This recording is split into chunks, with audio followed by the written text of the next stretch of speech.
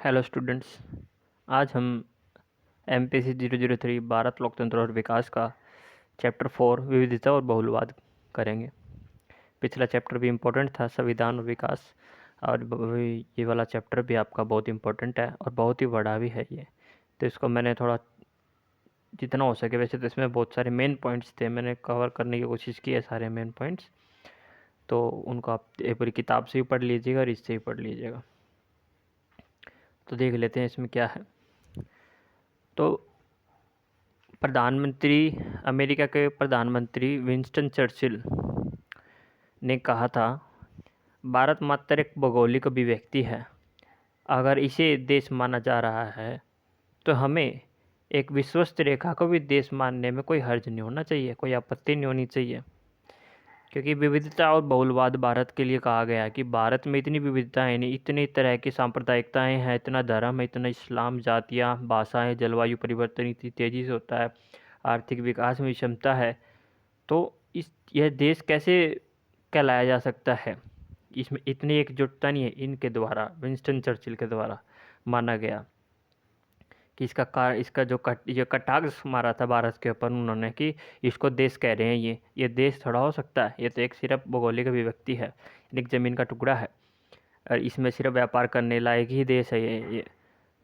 तो फिर इसका कटाक्ष का कारण यही है कि भारत में बहुत सारी विविधता है।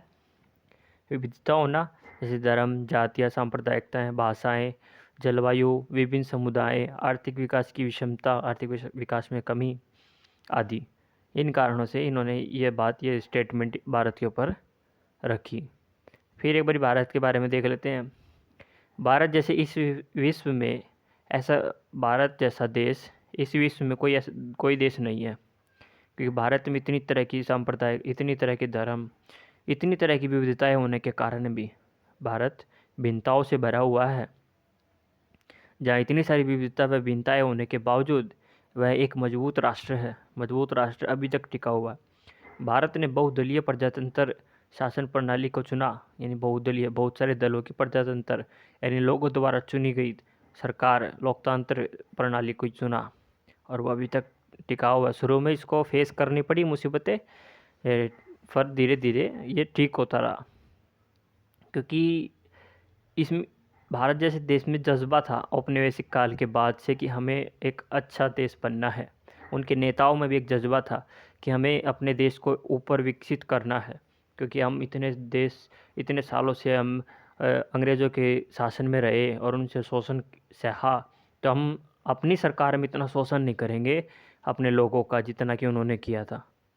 तो हम बिल्कुल शोषण मुक्त समाजवादी राष्ट्र बनाएंगे, और सभी को समानता मिलेगी, सभी को न्याय मिलेगा, स्वतंत्रता मिलेगी काम करने की, विकास करने की। तो ये एक नेताओं का रूप था। तो नेहरू जी कहते हैं फिर कि यह एक मिथ भी है, यानी एक चमत्कार भी है, मिथ है कि हो सकता है, नहीं हो सकता है, और यह एक सोच भी है। उन्होंने लिखा, भारत एक स्वप्न है, यानी सपना भी है, और एक संकल्प भी है बनाना भारत को ऐसा। उनके विंस्टन चर्चिल के उसमें इन्होंने कहा था ये। तो भारतीय विचारधारा देख लेते हैं। ये डॉक्टर या E.P. थॉम्सन थे, एक ब्रिटिश के वे विचारक।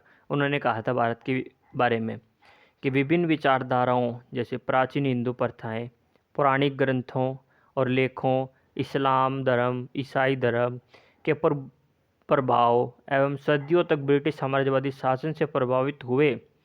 इसका परिणाम तो विचित्र ही होगा। इसकी विचारधारा इतने सारे इसमें मिले जुले हैं, तो इसकी जो विचारधारा वो निखर कर ही आएगी इस देश की। इसका परिणाम विचित्र निकला, नहीं बहुत ही अलग निकला। E.P. थॉम्सन ने कहा था ये। फिर देख लेते हैं हम प्रजातंत्र और लोकतंत्र। इस चैप्टर का ही भाग है ये लोकतंत्र क्या सा था, लोकतंत्र के बारे में हम क्या समझ सकते हैं हम। लोकतंत्र का ये प्रजातंत्र कहते हैं, नहीं, प्रजा के द्वारा चुनी गई सरकार, और लोकतंत्र वही है, लोगों के द्वारा चुनी गई सरकार, लोक में ही आ जाता है। और एक इसके राजतंत्र था, इससे पहले यूनान में, ब्रिटिश में, जो राजतंत्र जिसमें सीमित सदस्यों के पास सरकार थी। और लोकतंत्र और प्रजातंत्र में प्रजा के द्वारा चुना गया लीडर होता है जो कि सरकार को चलाता है, और उनके नियम कानून, उनके लिए बनाता है सरकार, यानी जनता भी भाग हर एक हिस्से में कहीं ना कहीं शासन में भाग लेती है। अब इसको पढ़ देता हूँ मैं। लोकतंत्र एक ऐसी शासन व्यवस्था है जिसमें जनता की इच्छा की सर्वोच्चता, जनता द्वारा चुनी हुई प्रतिनिधि सरकार, निष्पक्षता तथा अबाधित चुनाव किया जाता है। यानी जनता की सर्वोच्चता, जनता की इच्छा की सर्वोच्चता ने सबसे ऊपर रखा जाता है और उसके द्वारा चुनी गई प्रतिनिधि सरकार निष्पक्ष होती है और एक चुनाव इस तरह से किया जाता है जिसमें जनता अपने मन पसंदीदा लीडर को खड़ा कर सके जो उनके लिए अच्छा कर सके।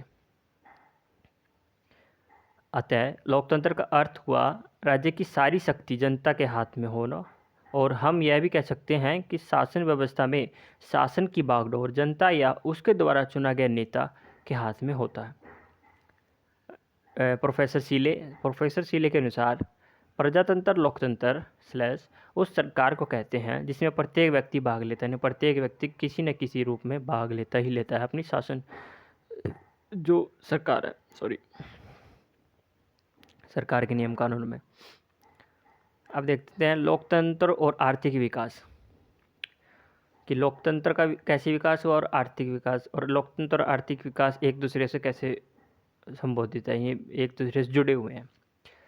तो डॉक्टर सुभाष कश्यप ने कहा था कि लोकतंत्र और विकास एक ही सिक्के के पहलू की तरह हैं, एक के बिना दूसरे का कोई वजूद नहीं। जिस तरह से लोकतंत्र को विकास चाहिए, उसी तरह लोकतंत्र को विकास करना होगा। लोकतंत्र विकास नहीं होगा तो लोकतंत्र नहीं रहेगा। और विकास के संदर्भ में राष्ट्रों को 3 श्रेणियों में बांटा है। विकसित देश यानी अमेरिकी, रूस और चीन, विकासशील देश भारत व एशियाई देश आते हैं इनमें, और अल्प विकसित देश यानी जो विकासशील भी नहीं है, अभी बहुत ही उनकी हालत ख़राब है, उन निर्भर ही हैं वो दूसरे देशों पर, तो वे हैं अफ्रीका जहाँ पर पानी की कमी रहती है, अफगानिस्तान, केनिया आदि। जिस प्रकार एक लोकतंत्र को अच्छा विकसित होने के लिए अधिक से अधिक लोगों को भाग लेना ज़रूरी है, ये देखो, जिस प्रकार एक लोकतंत्र को अच्छा यानी उसमें भाई सभी मान्यता हो, सब लोग उसे मानते हों, अपना लीडर का उनका चुनाव कर सकते हों, तो सभी लोगों का भाग लेना ज़रूरी है। उसी प्रकार लोकतंत्र की रक्षा के लिए भी विकास का फल अधिक से अधिक लोगों को प्राप्त होना चाहिए। यानी विकास की जो भाषण देते हैं लोकतंत्र में वो सभी को प्राप्त होना चाहिए। आर्थिक विकास, भारत में राजनीतिक लोकतंत्र और आर्थिक विकास 1947 से 1967 यानी 20 साल का इसमें किस तरह से लोकतंत्र राजनीति का विकास हुआ और आर्थिक का। इसमें कुछ पॉइंट्स हैं, पॉइंट्स को पढ़ लेते हैं हम। ये इसमें 3 चरण में पूछा गया है, 67 तक, फिर 90 तक और फिर 90 के बाद। तो ये थोड़ा देख लेते हैं। संविधान में राज्य नीति निर्देशक तत्वों में विशेष रूप से आर्थिक क्षेत्र निजीकरण को रोकने और सामाजिक आर्थिक न्याय को प्राप्त करने हेतु राज्य के हस्तक्षेप को मान्यता दी। संविधान में, भारतीय संविधान में ये नियम कानून बनाया गया है कि जो आर्थिक निजी सेक्टर, प्राइवेट सेक्टर है जो आर्थिक का, उसको नहीं, जो आर्थिक सेक्टर है उसको पूरी तरह से प्राइवेट ना हो, इसीलिए उस पर निगरानी के लिए सरकार को हस्तक्षेप करना की मान्यता दी गई संविधान में। नहीं तो ऐसा था ना, स्वतंत्रता है सभी को, स्वतंत्रता में लोग आज़ादी में समानता में था कि हम सभी को छूट देंगे काम करने की, पर इतनी भी छूट नहीं कि वो अपने आप में ही प्राइवेट सेक्टर बन जाए सरकार। तो सरकार उसमें हस्तक्षेप कर सकती है अगर वो प्राइवेट सेक्टर में बदलने जा रही है, तो कोई सार्वजनिक उद्योग। और इसी कार्यालय के दौरान 1947 से 1967 तक मिश्रित अर्थव्यवस्था को चुनाव किया गया, इसी के कारण कि हम हस्तक्षेप करेंगे, यानी निजी सेक्टर ना बन पाए, इसलिए सामाजिक न्याय सब में बना रहे, तो राज्य हस्तक्षेप करेगी, इसलिए मिश्रित अर्थव्यवस्था इसी को कहा गया। लोकतांत्रिक गणतंत्र से को मूर्त रूप दिया गया, यानी लोकतंत्र को बढ़ावा दिया गया, गणतंत्र राज्य को। वैश्विक मताधिकार को बढ़ावा दिया गया, सभी को उम्र, जितनी उम्र थी पहले 21 थी फिर 18 थी, तो वैश्विक मताधिकार।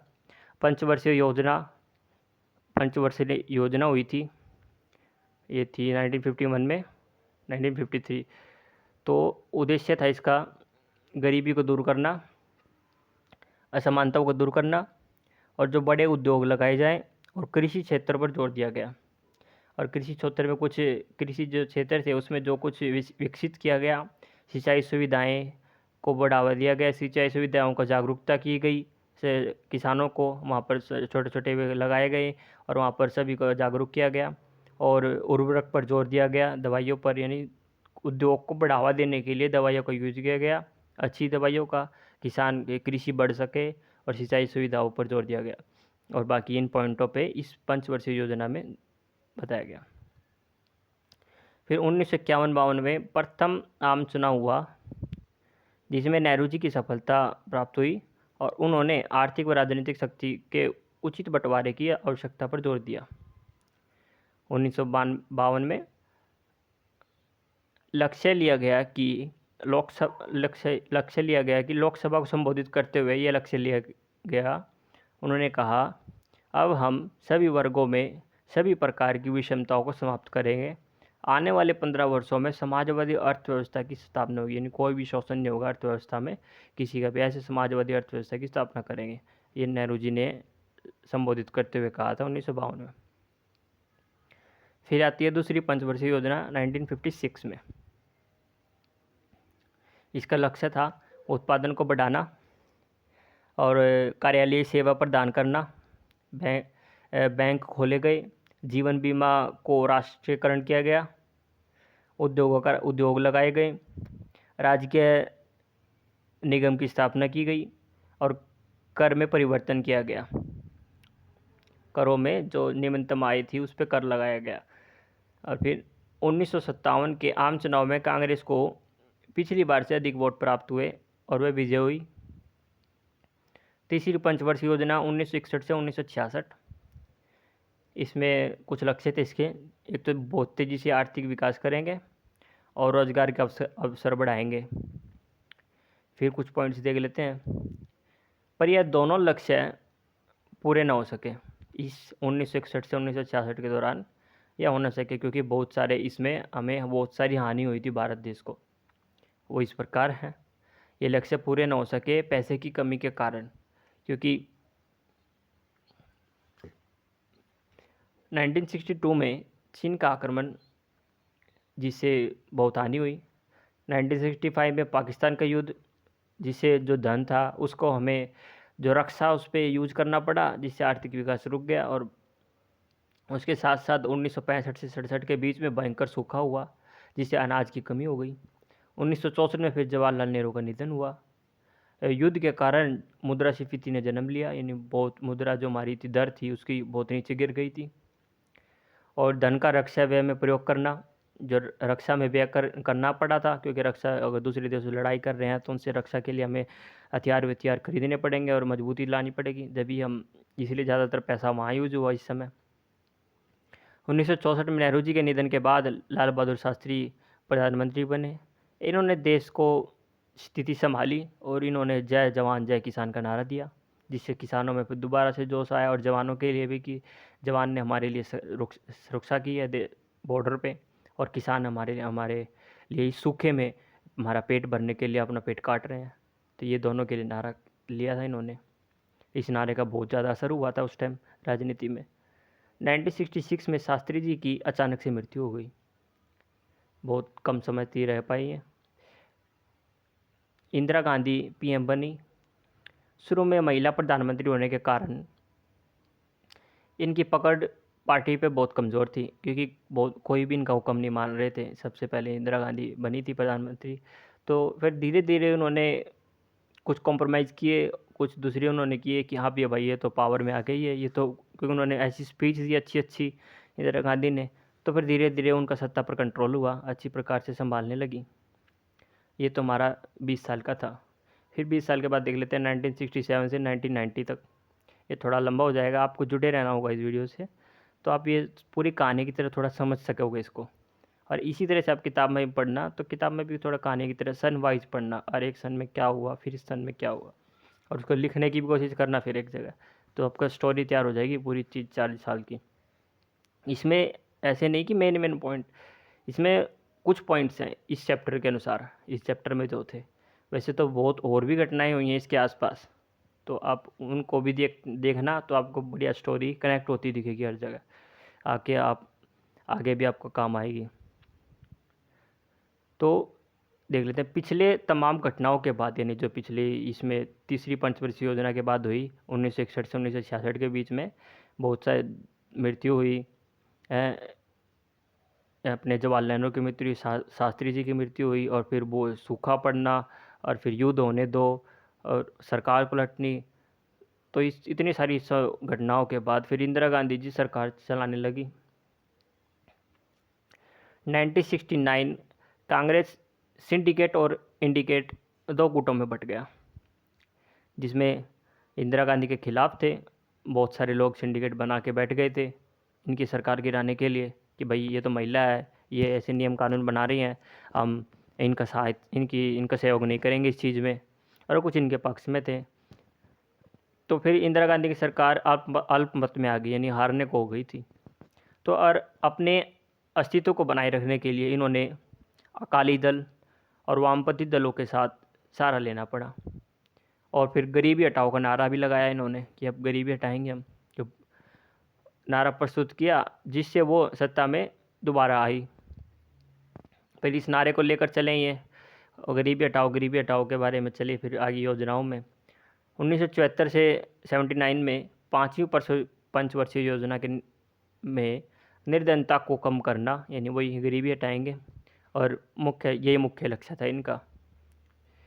फिर 1975 में इंदिरा गांधी जी ने आपातकाल की स्थिति की घोषणा कर दी, जिसमें कि दंगे हो रहे थे, तो सभी ने कह दिया कि 5-6 बंदे एक जगह इकट्ठे होकर कोई चर्चा नहीं कर सकते, तो उनको पुलिस पकड़ लेगी। तो ये स्थिति लगाई, इसमें बहुत सारे लोग जेलों में गए, जिससे कि जनता बहुत बड़े पैमाने पर लोग बाग इंदिरा गांधी की सरकार से रुष्ट हो गए, जिससे कि फिर उनकी सरकार पलटी। 1977 में अगले चुनाव में जनता पार्टी को बहुमत मिलकर उन्होंने रोजगार का नारा लगाया कि हम रोजगार देंगे सबको। फिर 1980 में बीच के दौरान, यानी पूरे 5 वर्ष भी नहीं हुए थे जनता पार्टी को, 1980 में एक मध्यावधि चुनाव हुआ, उसमें कांग्रेस दोबारा से आई। और 1984 में, इसमें एक पॉइंट मिसिंग है, तो 1984 में हमारी इंदिरा गांधी जी की मृत्यु हो गई थी। उनके 2 बॉडीगार्ड द्वारा, उनका सरदार बॉडीगार्ड थे, उनके द्वारा उनकी मृत्यु कर दी गई थी। और क्योंकि इंदिरा गांधी ने भी एक स्टेप उठाया था जिससे कि जो सिख थे वे उनसे रुष्ट थे, और इसलिए उन्होंने यह कदम उठाया उनकी हत्या करने का। क्योंकि एक ऑपरेशन ब्लू नाम का एक इन्होंने ऑर्डर दिया था, जिस पे कि कुछ सिख पंजाब में एक मंदिर में धरना लगाए हुए थे, और वहाँ पर अपनी मांगे मांग रहे थे कि हमें सरकार में ये मांगे चाहिए कि अलग सरकार की, शायद अलग राज्य की। तो उसको रोकने के लिए इंदिरा गांधी जी ने वहाँ पर सैनिक भेजे थे, फौजी भेजे थे, जिससे वहाँ पर बहुत लड़ाई हुई थी, और एक धार्मिक का भी हानि हुई थी, धर्म की भी ठेस पहुँची थी वहाँ पर उनकी वैल्यू की। तो इससे वो बहुत नाराज़ थे वो, और वहाँ पर कुछ सिखों की मृत्यु भी हुई थी। फिर उनकी मृत्यु के बाद बहुत सारा सिंपथी आई उनके पुत्र के पास, राजीव गांधी के पास। 1985 में जो चुनाव हुए, राजीव गांधी सरकार की भारी बहुमत से विजय मिली, क्योंकि एक तरफ एक कम्युनिटी से तो नाराज़ तो थी सिख, पर उन्होंने अपना बदला ले लिया था, तो कुछ ठंडे हो गए थे। और राजीव गांधी के खिलाफ सिंपथी थी कि उनकी माँ अभी गुजरी थी, तो इसलिए उनको इलेक्शन में बहुत भारी वोट मिली, क्योंकि उन्हीं के नाम पर ही शायद वोट बटोरी होगी सारी की सारी, तो आप मान सकते हैं ऐसा। 15 वर्षों में पूर्ण गरीबी ख़त्म करने का प्रण लिया इन राजीव गांधी की सरकार ने, और फिर पर्यावरण की रक्षा करेंगे, रोजगार की स्थिति को सुधारेंगे, और अर्थव्यवस्था तथा आधुनिकीकरण पर बल दिया। निर्यात को बढ़ावा देंगे, यातायात, ऊर्जा, कोयला आदि पर सरकार का नियंत्रण रहेगा। ये उतना हो गया। अब भारत में लोकतंत्र और आर्थिक विकास 1990 के बाद 1991 में नरसिम्हा राव की सरकार बनी, और 1991 में भारत विदेशी ऋण संकट आया, यानी भारत पर कर्जा आया विदेश का, IMF का। तेल की कीमत बढ़ गई, क्योंकि खाड़ी युद्ध हो रहा था, इसलिए तेल की कीमत बढ़ गई। बाबरी मस्जिद की वजह से देश में उथल पुथल मची हुई थी कि बाबरी मस्जिद को गिराना चाहते थे। 1991 में भारत को विकास करने के लिए IMF से यानी मुद्रा कोष इंटरनेशनल मनी फंड से कर्जा लेना पड़ा अपना विकास करने के लिए, निरंतर विकास तो बनाए रखने के लिए। और फिर 1996 में 1996 में कि भारत में गठबंधन सरकारों का दौर शुरू हो गया, जिसमें अपने जो थे बीजेपी की सरकार आई अटल बिहारी वाजपेयी जी की, वो 1996 कुछ दिन के लिए चली, फिर हट गई। फिर 1998 में आई, फिर थोड़ी देर चली, फिर हट गई। फिर 1999 में 2004 तक अटल बिहारी वाजपेयी जी की सरकार रही।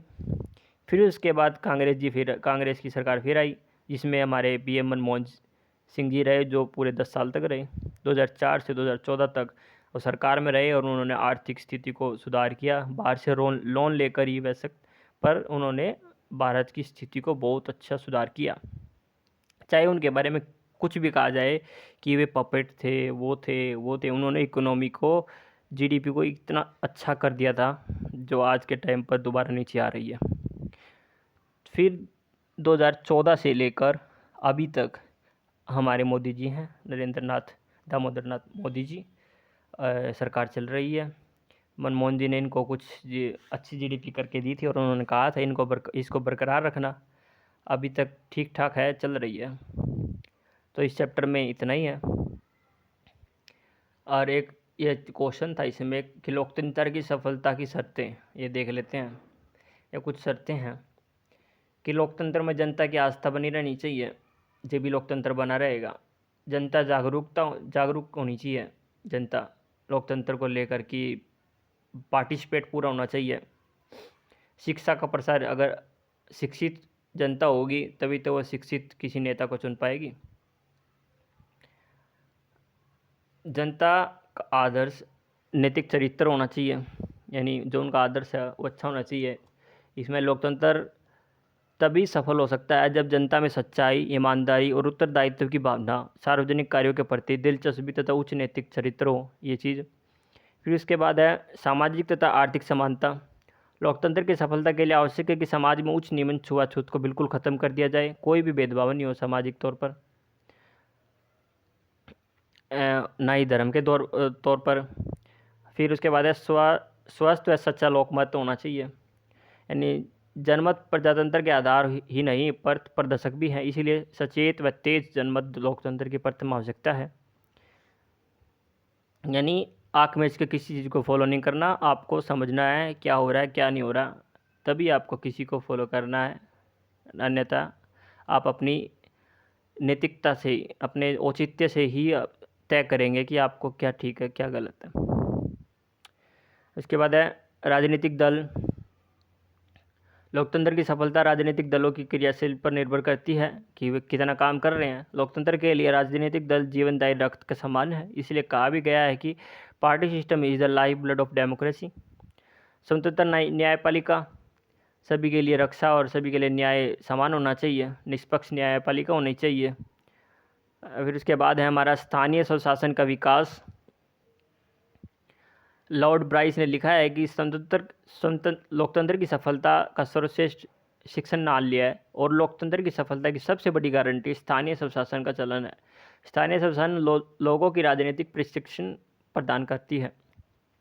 फिर उसके बाद कुछ और हैं, राष्ट्रीय एकता की भावना, आदर्श नागरिक की भावना आदि, सहिष्णुता, ये कुछ पॉइंट्स हैं ये जो कि एक लोकतंत्र की सफलता होने की शर्तें हैं। ये आपका चैप्टर हो गया और कंप्लीट, पता नहीं बड़ा ही हो गया चैप्टर। आप इस चैप्टर को पूरा देखिएगा और इसके नोट्स मैं आपको टेलीग्राम पे शेयर कर दूंगा, टेलीग्राम का लिंक डिस्क्रिप्शन में रहेगा। आज के लिए इतना ही, आपका देखने के लिए धन्यवाद।